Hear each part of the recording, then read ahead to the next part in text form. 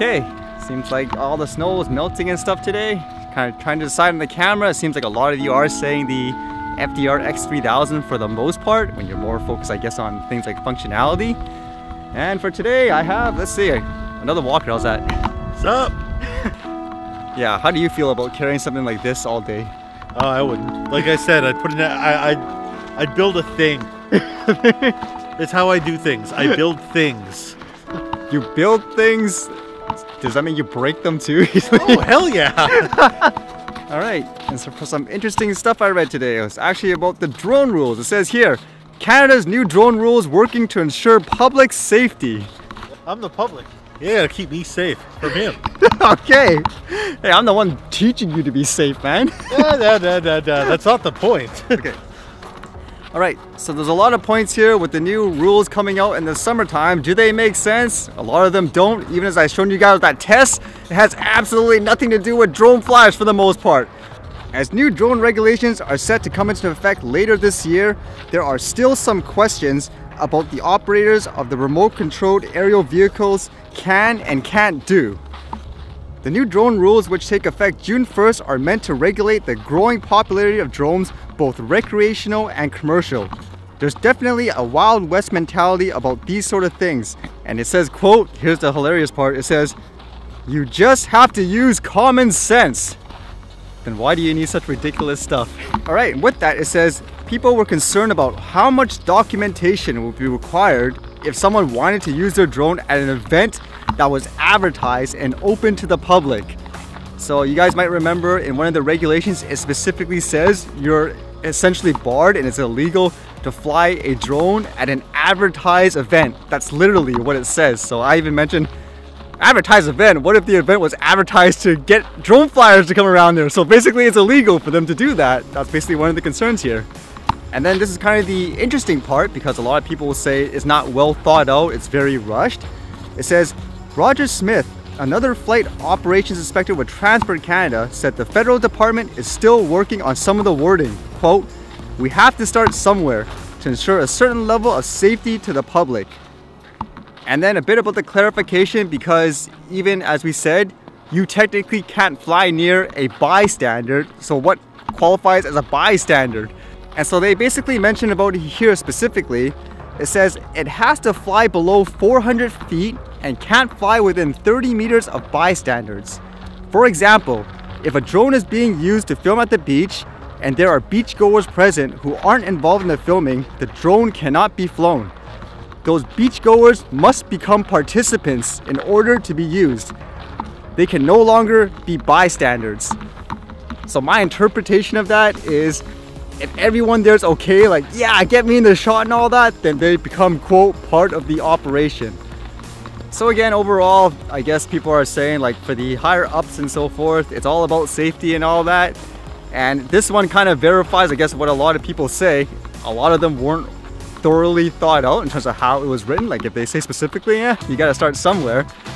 Okay, for the last day of the Epson glasses, how about we get someone who's never flown a drone before and has never used the AR? I think this will be kind of interesting just to see the ease of use and all that. Here's a test subject. Remember this guy I forced to walk around the seawall?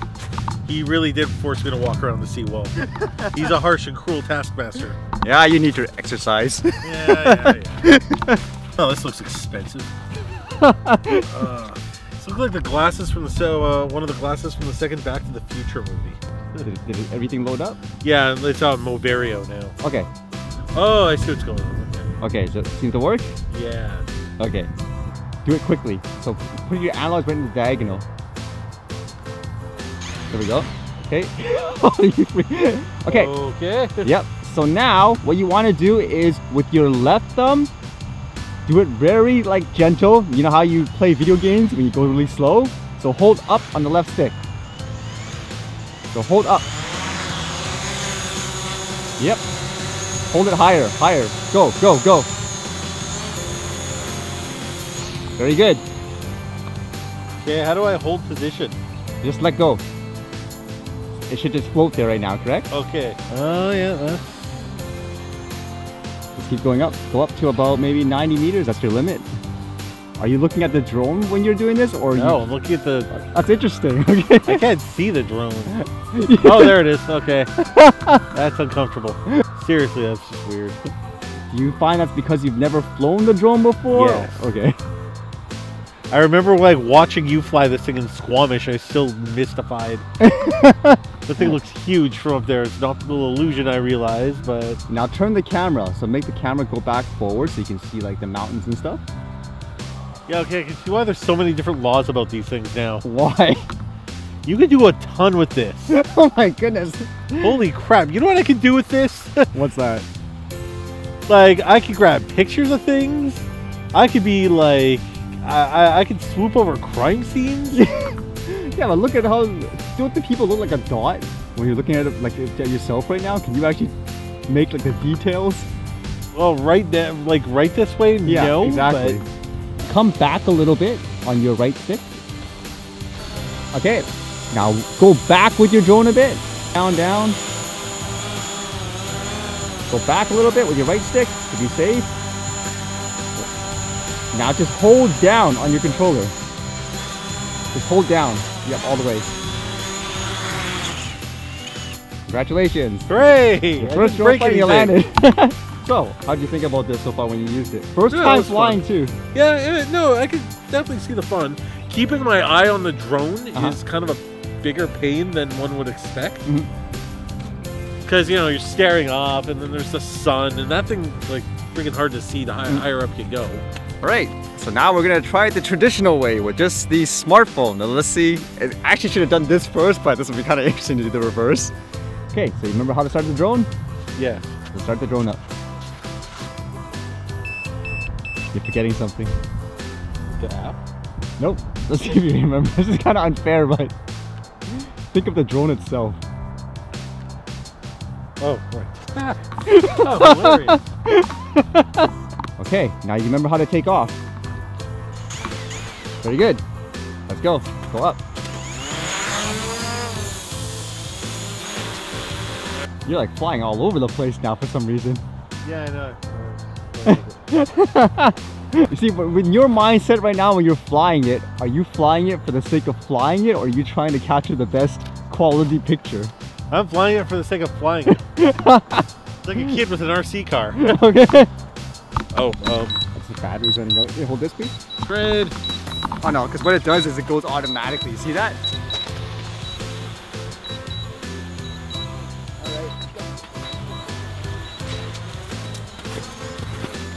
Meanwhile, as the master shows his craft, check it out. I'm a narrator now.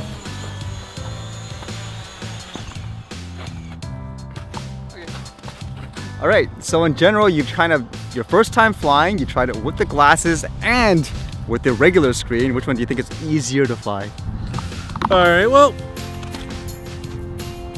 I would say it is probably easier to fly without the glasses, only because I wasn't so concerned with what I was seeing through the drone.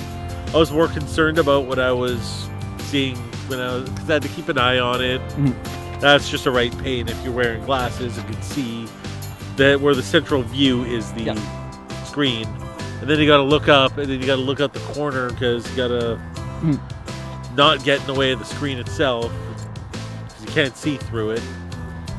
So if you were capturing actual videos and stuff, which one do you think was actually easier? Let's say you're trying to make a movie. I'd probably go with the glasses at that point.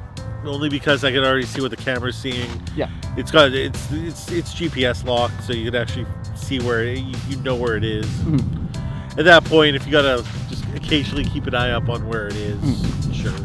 What I noticed personally when you were flying, you might be able to see it afterwards, is when you were flying with the glasses, you seemed like you've flown it a lot more, I guess, calm, like you were more cautious. Whereas when you were flying it with the screen, you were more like, I'm gonna floor it, because that time, for some reason, you were more focused on the actual drone, whereas in the glasses, it seems like you were more focused on the picture, it seemed like. Yeah.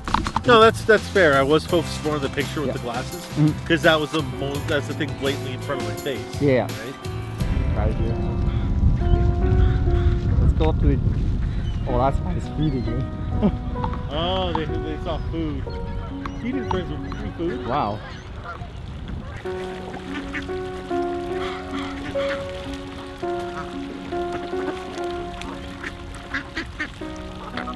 apparently he's terrified of Canadian geese. Hey, Canadian geese are the most vicious animal known to human existence. Come on, look how calm you walk. I'm gonna walk right past it. It is, go, let's go.